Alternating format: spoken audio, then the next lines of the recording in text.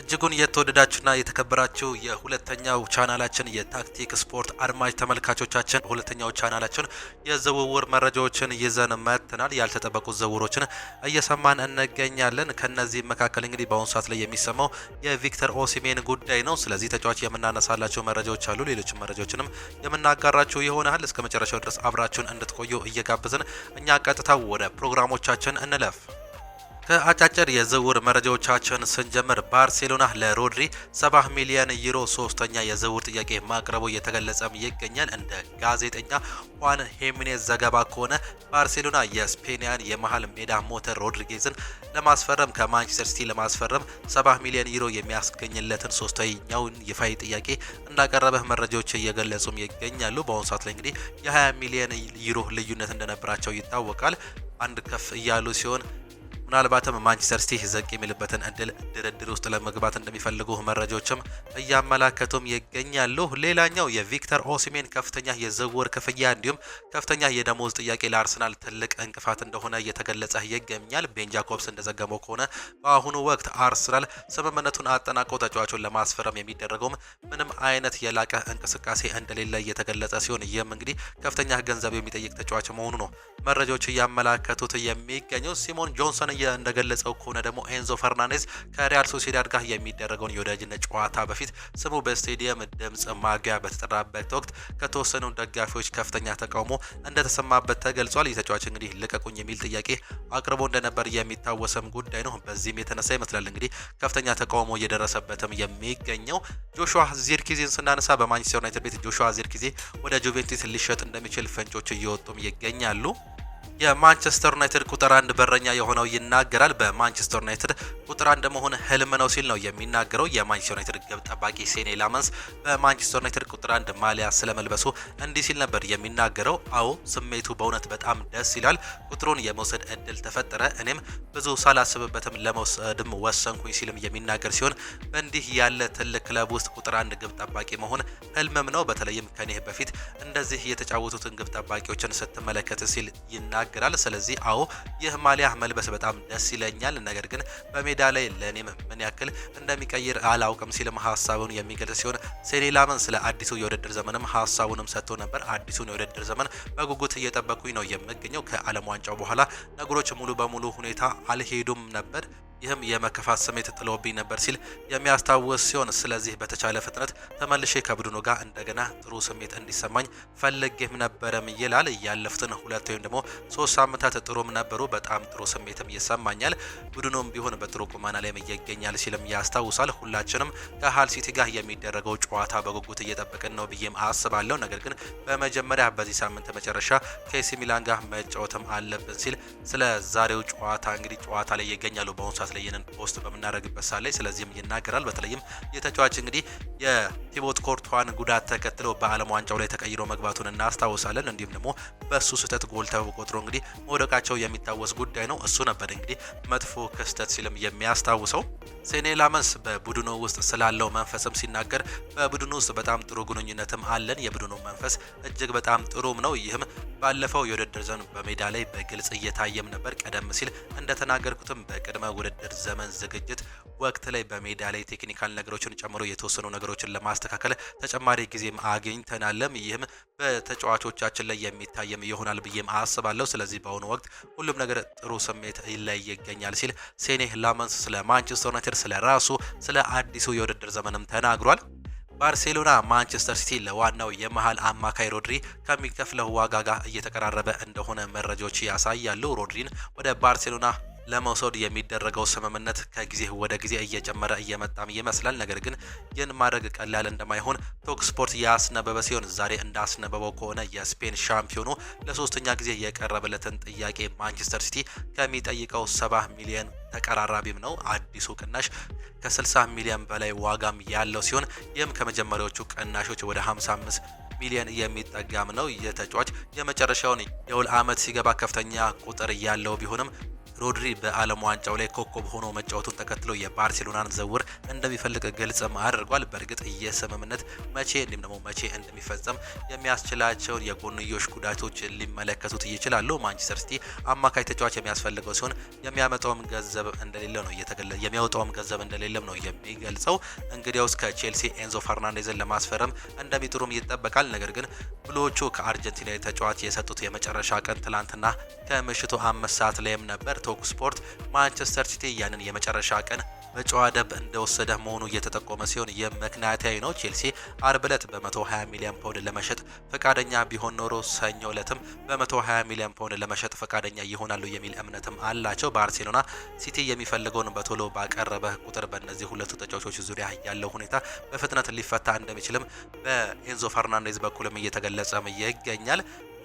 ሌላኛው የምናነሳው መረጃ ደግሞ ክሪስቲያን ሮሜሮ በስፐርስ ዘመን አወዛጋቢ ሰው ነበር። እናም በተወሰነ ደረጃም ቢሆን ውርስን አበላሽቶታል ሲሉ ይገልጹታል። ጽሁፉን ለተወሰነ ጊዜ በስፐርስ ለክሪስቲያን ሮሜሮ ግድግዳ ላይ ተለጥፎም ነበር። በትክክለኛው የጭንቅላት ቦታ ላይ ጥሩ ተጫዋች ቢሆንም ብዙ ጊዜ በትክክለኛው የጭንቅላት ቦታ ላይ እንዳልነበር ወይም ደግሞ የማሰብ ነገሩ እጅግ በጣም ደካማ ነው ሲሉም እንዲሁ ይተቹታል። የቶተናም ደጋፊዎች በተወሰነ ደረጃ ችለውትም ነበር። ነገር ግን በመጨረሻ ማለቂያ በሌለው ብልሃቱ ተሸማቀውም ነበር።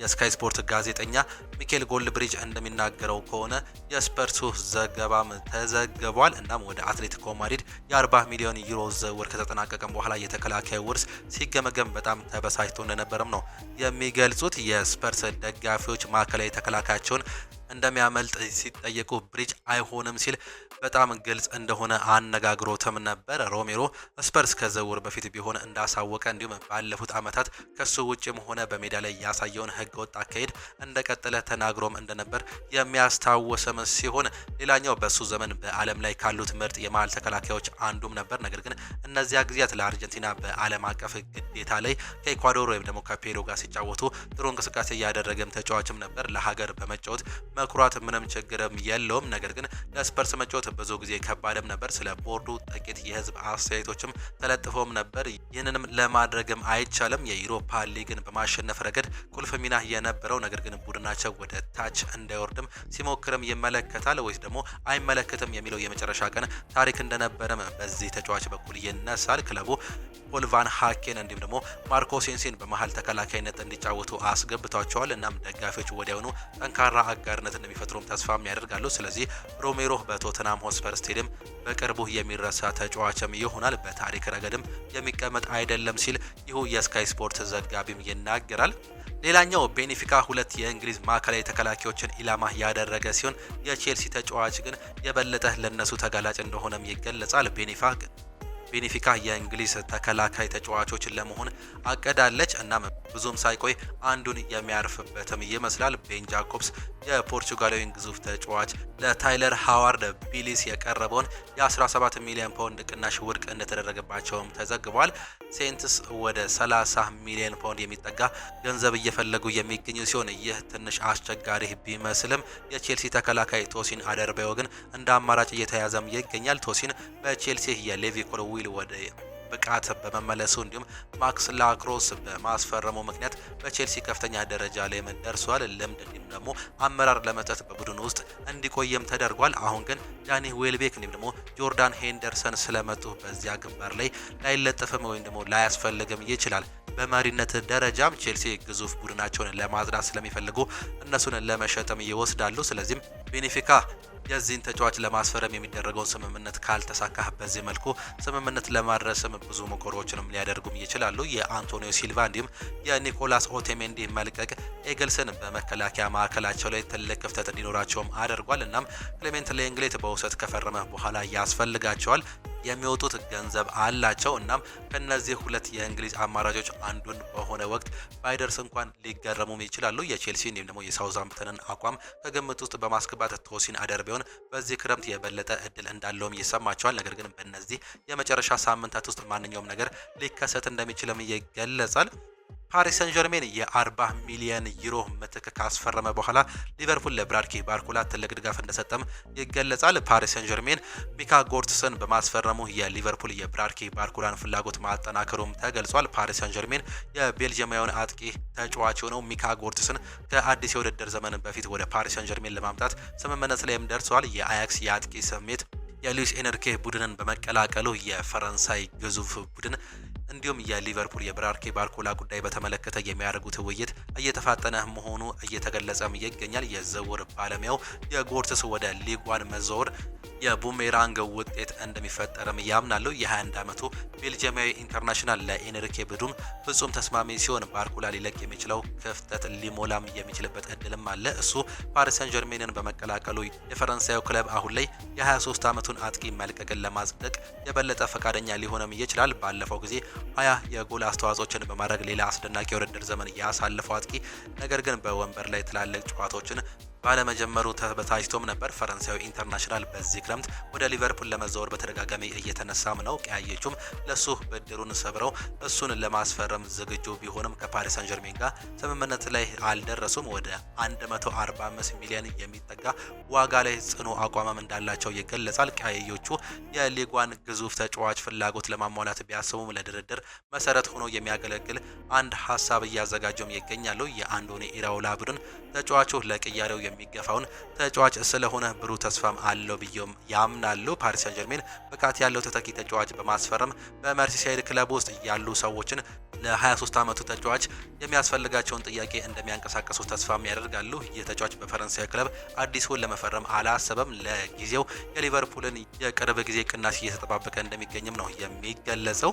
የአርሰናሉ አሰልጣኝ ሚኬል አርቴታ በዚህ የውድድር ዘመን በሰሜን ለንደን ክለብ ለመቀጠል ያላቸውን ፍላጎት ግልጽ አድርገውም ተናግረዋል። ሚኬል አርቴታ ክለቡን ከ2019 ጀምሮ በአርሰናል ላይ ከፍተኛ ተጽዕኖም አሳድረዋል። የስፔኑ አሰልጣኝ በአውሮፓ ውስጥ ካሉ ትላልቅ ክለቦች አንዱም አድርገው እንደገና አቋቁመዋል። እንዲሁም ባለፈው የውድድር ዘመን የፕሪሚየር ሊጉን ዋንጫ በጉጉት እንዲጠባበቁ ረድቷቸውም ነበር። የ44 ዓመቱ አሰልጣኝ የአሁኑ ኮንትራት በሚቀጥለው ክረምትም ያበቃም ይሆናል። ነገር ግን ባለፉት ጥቂት ዓመታት ውስጥ ባከናወናቸው ስራዎች ምክንያት ለቀጣዮቹ ዓመታት እንደሚቆይም ይጠበቃል። አሰልጣኝ ሚኬል አርቴታ በእርግጠኝነት በሰሜን ለንደን መቆየትም ይፈልጋል። እናም ስለ እድሳት ውይይቶችም አይጨነቅም። በኤምሬትስ የመቀጠል ፍላጎቱንም አረጋግጧል። የቀድሞ የስፔናዊ አማካይ ተጫዋች ነው በፋብሪዚዮ በኩል እንዲህ በማለትም ተናግሯል። ባለፉት 7 ዓመታት ውስጥ የቀድሞ የማንቸስተር ሲቲ ረዳት በ352 ጨዋታዎች አሰልጥኖ በአዲሱ በአንድ ጨዋታ በአማካይ ከ2 ነጥብ በላይ አስመዝግቧል። አርቴታ በክለቡ ካከናወናቸው ትላልቅ ስኬቶች መካከል 2 የፕሪሚየር ሊግ ዋንጫዎች እንዲሁም 2 የኮሚኒቲ ሺልድ ዋንጫዎችን ማንሳትም ነበር። የፕሪሚየር ሊጉን አምና አንዴ ማንሳትም ችሏል። ይህም ትልቁ ታሪኩም ነው። የሱ ያጫወት ስልት በቅርብ ጊዜ ውስጥ ብዙ ትችቶችን አስከትሏል። በ44 ዓመቱ ተጫዋች ዘመን መድፈኞቹ ባለፉት የውድድር ዘመን በእግር ኳስ ላይ ከፍተኛ እምነት ነበራቸው። እናም መስመሩን ለማለፍ ጠንካራ የኋላ መስመርም ነበራቸው። በስተመጨረሻም የተፈለገውን ውጤትም አስገኝቷል። እናም በእግር ኳስም ውስጥ ዋናውን ነገር ይህ ነው ሲሉም ይናገራሉ። ኮንትራቱ እየተቋረጠ ባለበት ወቅት ስለ ወደፊቱ ጊዜው እያወራ ቢሆንም በክለቡ ለመቀጠል ቆርጦም ይመስላል። የስፔኑ አሰልጣኝ አሁንም ሙሉ በሙሉ ትኩረቱን ቡድኑን የበለጠ በማጠናከር እንዲሁም ቡድናቸው ፍጹም ጅምር ላይ እንዲያደርግ በመርዳት ላይ መሆኑ የተገለጸ ሲሆን የመጀመሪያው ተግባራቸው እሁድ ከሰዓት በኋላ ከማንቸስተር ሲቲ ጋር ማለትም ነገ ከሰዓት በኋላ ከማንቸስተር ሲቲ ጋር የኮሚኒቲ ሺልድ ጨዋታ የሚደረግም ነው የሚሆነው። በሱ ላይም እንዳያሰቡ እንደሚገኙ መረጃዎችም ያሳያሉ። እንደ ዘገባዎች ከሆነ ኒውካስል ዩናይትድ ለስድስተኛ የበጋ ፈራሚው ስምምነት ላይ ደርሷል። የብራይተንን ካርሎስ ባሌባ ደግሞ ኢላማቸው እያደረገው እንደሚገኙም ይገለጻል። እስካሁን ድረስ ክረምቱን ኒውካስል ዩናይትድ ባዞማና ቱሬን፣ ባምባን እንዲሁም ደግሞ ሉካስ ሄርኒክ እና ሴንስቱር እንዲሁም ደግሞ ጃይንን በመግዛት እንግዲህ 5ኛ ፈራሚ አድርገው አስፈርመውም ነበር። ማክፓይሶቹ የቀድሞ አሰልጣኝ ኤዲሃውን በመተካት ዋና አሰልጣኝ ማቲያስ ጄይስል ስለ አዲስ ዘመን እየገነቡም ይገኛሉ። የእንግሊዝ ፕሪሚየር ሊግ ቡድን ብሩኖ ጎማሪዝን፣ ሳንድሮ ቶናሊን፣ አንቶኒ ጎርደንን ካጣ በኋላ ከፍተኛ ደረጃ ያላቸው አዳዲስ ተሰጥኦ ያላቸው ተጫዋቾችን ለማምጣት ትኩረት አድርገው እየሰራም ይገኛል። ነገር ግን ንግዳቸው እስካሁን አልተጠናቀቀም። እናም የቤኔፊካውን የሚያህል ሜዳ ኦማር ዴቺችን ቀጣዩ ተጫዋቾቻቸው ለማድረግ ይመስላል። ኒውካስል በአሁኑ ጊዜ ሙሉ በተከላካይ ተጫዋች ላይ የማግኘት አቅማቸው አነስተኛ ሲሆን በአሁኑ ሰዓት ላይ እንግዲህ የተለያዩ ተጫዋቾችን ኢላማ እያደረጉም ይገኛሉ። አሁን ፋብሪዚዮ ሮማኖ ኒውካስል ዩናይትድ ከቤኔፊካ ጋር ሄኒክን በ35 ሚሊዮን ዩሮ ለማስፈረም ከስምምነት መድረሳቸው የገለጸ ሲሆን ሌላኛው ተጫዋች ደግሞ በአሁኑ ሰዓት ላይ የሚፈለገው ካርሎስ ባሌባ መሆኑ ነው እየተገለጸም የሚገኘው። ይህ ተጫዋች ከዚህ በፊት ከማንቸስተር ዩናይትድ ጋር ስሙ በተለይም ሲነሳ የነበረ ቢሆንም የኒውካስል ሌላኛው ቅድሚያ የሚሰጠው ጉዳይ ጉማሬዝ የቀረው ክፍተት ለመሙላት እንደ አዲስ ለማስፈረም ሲሆን የብራይተኑን ኮከብ ባሌባም እንደ አማራጭም ብቅም ብሏል። የባሌባ ብቃት ባለፈው ክረምት ወደ ማንቸስተር ዩናይትድ የመዘዋወር እድሉ ወደ 100 ሚሊዮን ፓውንድ ካመለጣቸው በኋላ የክለቡ ዋጋ እንደቀነሰም ተስፋም ዘግበውም ነበር። በአሁኑ ሰዓት ላይ ግን ስምምነቱ ሊሰናከልበት የሚችልበት እድል በሰፊው እየተገለጸ ሲሆን ከማንቸስተር ዩናይትድ ጋር ኒውካስል ዩናይትዶች እንደ አዲስ እየተነሳም ይገኛሉ። የሚከፍሉት ገንዘብም አላቸው። ብራይተን ግን ጠንካራ ተደራዳሪ ይሆናሉ ተብሎ የሚጠበቅ ሲሆን በሰሜን ምስራቅ ባሌባ በ65 ሚሊዮን ፓውንድ በቅናሽ ዋጋ ማግኘት እንደሚችሉም እየተወራም ይገኛል። በዚህም ዋጋ ሙሉ በሙሉ እርግጠኛ እንዳልሆኑ ነው መረጃዎችም የሚያመላክቱን። ውድና እየተከበራችሁ የታክቲክ ስፖርት አድማጭ ተመልካቾቻችን ለዛሬ ነበረን ስፖርታዊ መረጃዎቻችን ይህንን ይመስላሉ። ልዩ የሆነው የዝውውር መረጃዎቻችን እንዲሁም ደግሞ በነገው ዕለት አንዳንድ ታክቲካዊ ስታቲክሶቻችንን ይዘን የምንቀርብ ይሆናል። እስከ ነገው ድረስ ቻው ቻው፣ መልካም ጊዜ ይሆንላችሁ።